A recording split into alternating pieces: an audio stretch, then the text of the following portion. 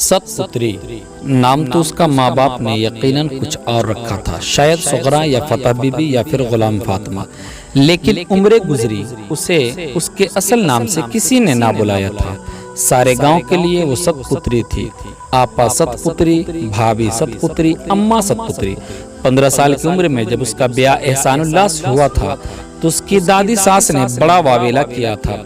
दादी को वावेला करने की आदत थी।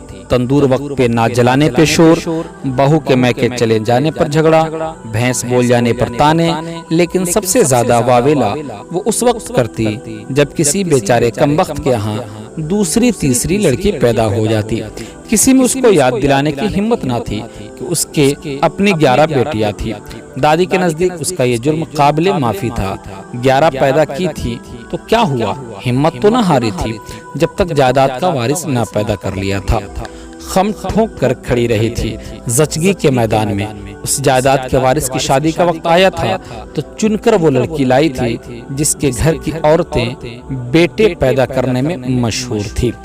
निकाह से लेकर पहली जचगी तक उसने बहू को एक ही दुआ थी, सरदा साईं जिवे सतपुत्री होवे, यानी कि सुहाग सलामत रहे, 7 बेटों की माँ बनो। लेकिन शायद दादी के नसीब में अभी कबूलियत की घड़ी न आई थी। बहू 7 बेटे तो क्या पैदा करती, गिनकर 7 बेटियां दादी के सीने पर मूंग दलने को ला धरी। हर लड़की के बाद दादी का वेवेला शुरू होता और नए जचगी तक जारी रहता। 7वीं बेटी के बाद दादी बिफरी हुई शेरनी की तरह उठ खड़ी हुई। अब वो बहू को मजीद मौका देने के मूड में नहीं थी। उसने पंचायत बुलाई और बेटे की दूसरी शादी का ऐलान कर दिया। पंचायत में उसने सीना पीटकर और रो रो कर खूब वावेला किया, इस चंडाल के घर बेटियां ही पैदा होंगी, देख लेना। लड़कियों से सेहन भर जाएगा, कैसे ब्याहता फिरेगा मेरा बेटा। कौन बनेगा इसका बाजू, कौन बांधेगा इसकी पगड़ी, कौन होगा जद्दी पुश्ती जायदाद का वारिस। जद्दी पुश्ती जायदाद के वारिस के लिए बेटे ने खुशी खुशी दूसरी शादी करा ली। पहली बहू क्यों चुप रहती, वावेला उसने दादी से ही तो सीखा था। पट स्यापे में दूसरी बातों के साथ उसने बुढ़िया को ये भी जता दिया कि खुद उसने 11 बेटियां पैदा की थी। तेरे खानदान को किसी की बद्दुआ है, उसने चीख चीख कर कहा। उधर लड़कियां ही पैदा होंगी, तेरी 11 थी, तेरे बेटे की भी 11 होंगी, देख लेना। तकदीर लिखने वाला फरिश्ता शायद वहीं कलम लिए घूम रहा था।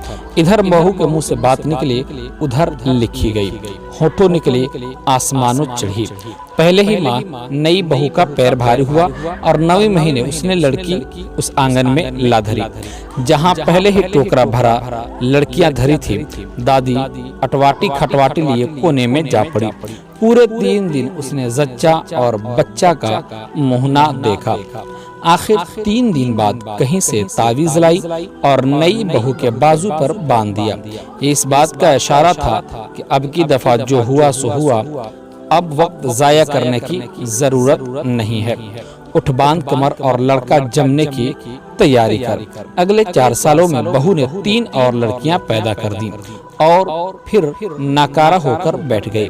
पहली बहू की बात पूरी हुई और दादी, जिसने खुद 11 बेटियां पैदा की थी, अब 11 पोतियों में यूं घिर गई जैसे हारी हुई राजधानी का बादशाह गनीम के फौजियों में घिर जाए।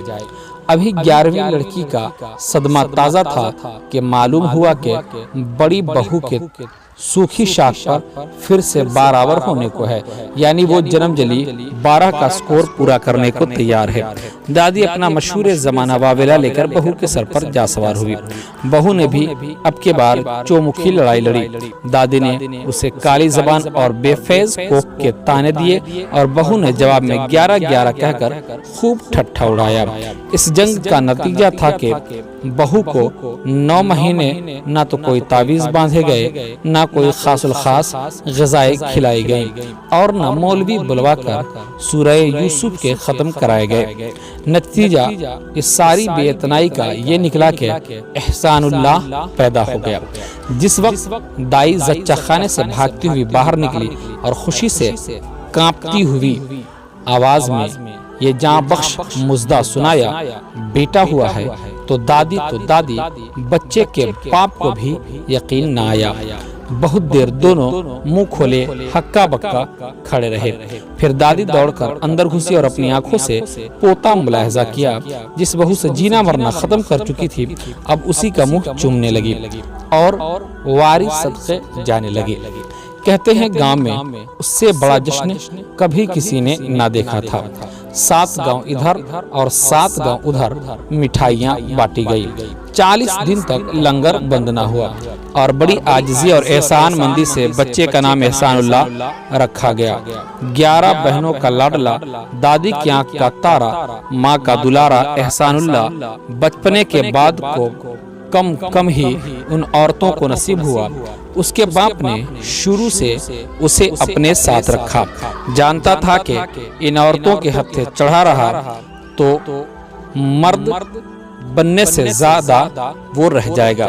उसने बेटे की तरबियत अपनी मर्जी से की, सख्ती भी बरती, जमींदारा भी सिखाया। लेकिन जब उसकी शादी की बारी आई तो औरतों में एक बार फिर जंग छिड़ गई। दादी बूढ़ी हो चुकी थी, लेकिन उसके अरमान अब भी जवान थे।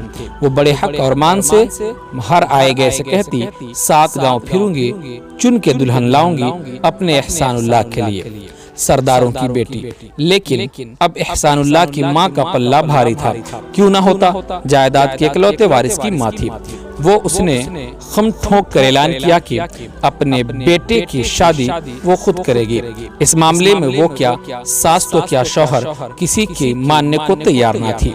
घर में पैसे जायदाद की कमी ना थी। उसने सरदारों की बेटी का क्या करना था। उसे तो बस खूबसूरत बहू दरकार थी, जिससे घर आंगन सज जाता और बरादरी में वाह वाह हो जाती। साथ छोड़ उसने इर्द गिर्द के 10 गांव छान मारे और आखिर गौहरे मुराद ढूंढ निकाला।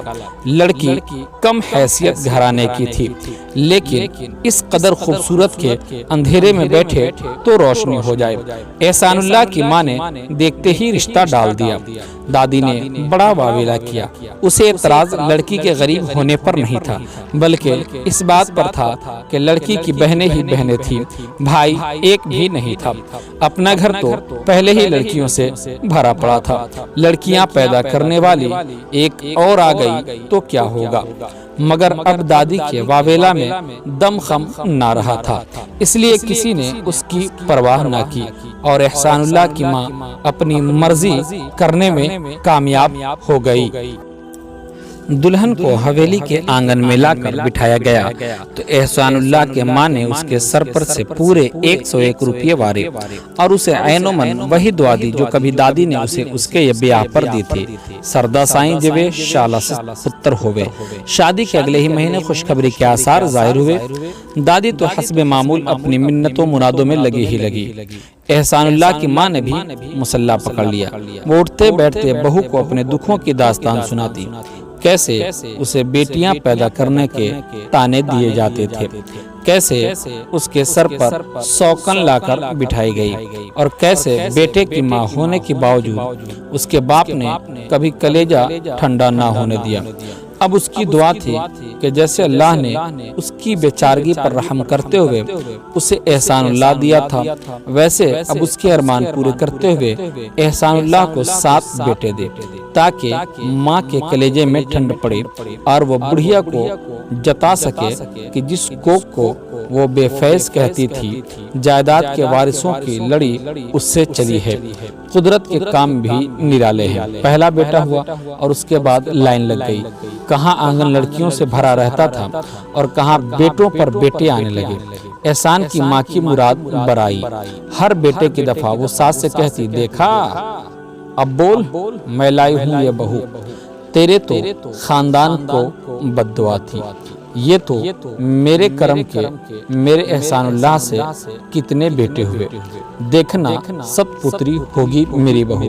माँ की ज़बान वाकई काली थी। उसकी बहुत सतपुत्री हुई। जिस दिन एहसानुल्लाह के घर 7वां बेटा पैदा हुआ, उस दिन दादी का खुशी के मारे दम निकल गया। आहिस्ता आहिस्ता लोग उसका नाम भूल गए। वो जगत सतपुत्री बन गई। उसकी हैसियत किसी महारानी की सी थी। हर शादी ब्याह में उसे मेहमान खुसूसी के तौर पर बुलाया जाता। निकाह पर उसकी मौजूदगी नेक शगुन मानी जाती।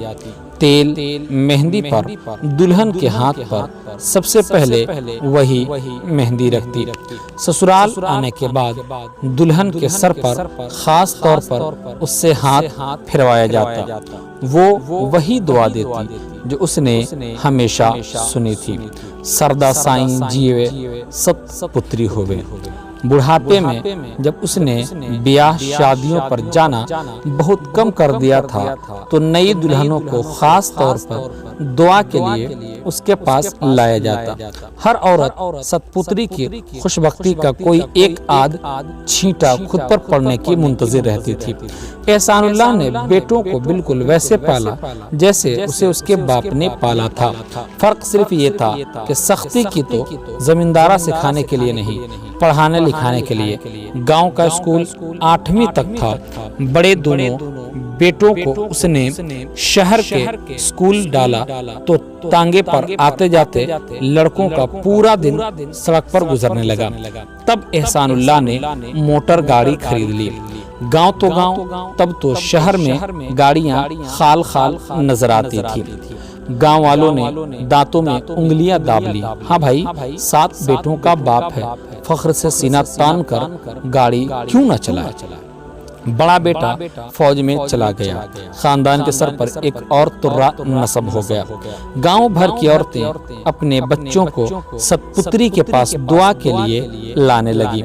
पढ़ लिख कर 7 में से 5 बेटे फौज में गए, 4 अफसर की हैसियत में और एक डॉक्टर की हैसियत में। एक और बेटा भी डॉक्टर बना। उसे शहर के बड़े अस्पताल में नौकरी लग गई। एक बेटा मुकाबले का इम्तिहान पास करके अफसर बन गया और 7वीं ने कारोबार शुरू कर दिया। सतपुत्री के भाग ऐसे नेक थे कि उसके बेटों ने दिन दूनी रात चौगुनी तरक्की की। एहसानुल्लाह फौत हुआ तो लोगों ने उससे ताज़ियत तो की, साथ ही ये भी जता दिया कि सतपुत्री को क्या फिक्र, जिस औरत के साथ घबरू जवान बेटे हों वो अकेली थोड़ी है। पर सतपुत्री इतनी बड़ी भंडार हवेली में अकेले ही थी। फौजी और अफसर बेटों की पोस्टिंग जगह जगह होती रहती। डॉक्टर बेटा अमेरिका चला गया और कारोबारी बेटा यूरोप। वैसे तो उसके 7 बेटे फरमानदार थे, लेकिन उनकी भी मजबूरी थी, वो गांव में न रह सकते थे। इधर सतपुत्री का हाल उलट था। वो सारी जिंदगी गांव में रही थी। शहर में रहना उसके लिए एक अजाब से कम न था। बेटे इसरार करके ले भी जाते तो वो 2 दिन में ही घबरा जाती। ना तो उससे शहरी घरों में रहा जाता था, ना शहरी खुराक खाई जाती थी। वो गांव में ही खुश थी। 15 साल की थी जब हवेली आई थी और अब 90 साल की हो चली थी। उस हवेली में उसने 4 नस्लें देखी थी। यहीं उसकी बच्चे पैदा हुए थे और यहीं दादी, सास, ससुर और एहसानुल्लाह की कब्रें थीं। शहर में तो वो कोई ना थी, गांव में वो सब पुत्री थी। दिन में तो कोई ना कोई उससे मिलने आता रहता, पर रात उसे अकेले ही काटनी पड़ती।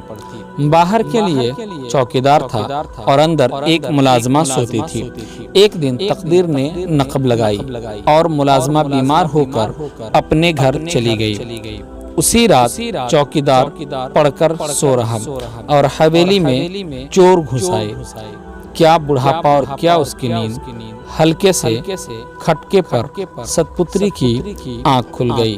घबराकर उसने शोर मचाया तो चोर उससे ज्यादा घबरा गए। चारों ने मिलकर सतपुत्री को खामोश कराया। एक ने टांगे पकड़ी, 2 ने बाजू और चौथे मुंह पर तकिया रखकर दबा दिया। सांस उखड़ने लगी तो लम्हों में सतपुत्री की आंखों के सामने उसकी पूरी जिंदगी घूम गई। माँ बाप, ससुराल, दादी के वावेले, सास की दुआएं, एहसानुल्लाह का साथ, गाँव वालों की इज्जत और बेटों का बचपन उसे वो वक्त याद आया जब उसका आंगन 7 बेटों की आवाजों से गूंजा करता था। आज उनमें से 3 बेटे मुल्क से बाहर थे। 5 मुल्क के बड़े चंद शहरों में बिखरे थे। कोई जनरल था, कोई ब्रिगेडियर, कोई सर्जन तो कोई बड़ा बिजनेसमैन। अपने 7 बेटों के चेहरे एक एक करके उसके जहन के पर्दे पर बने और तहलील हो गए। आलमे अरवाह की सीढ़ियां चढ़कर जब वो जन्नत के दरवाजे पर पहुंची तो रिजवान ने हाजिरी का रजिस्टर खोला और कलम उस पर रखकर पुकारा, नाम। उसने बाल खोल डाले, चीख कर बोली, सब पुत्री, और यूं मातम करने लगी गोया उसके 7 बेटों के जनाजे उसके सामने रखे हो। दोस्तों, कैसी लगी आपको हमारी यह कहानी? कमेंट करके जरूर बताएं। और अगर आप इस वीडियो को फेसबुक से देख रहे हैं तो पेज को फॉलो करना बिल्कुल ना भूलें, और यूट्यूब पर हैं तो इस चैनल को सब्सक्राइब करना बिल्कुल ना भूलें। अब हमारी मुलाकात होगी अगले वीडियो में एक और खूबसूरत कहानी के साथ। तब तक के लिए आप हमें इजाजत दीजिए और देखते रहिए आपका अपना चैनल सुन्नत लाइफ।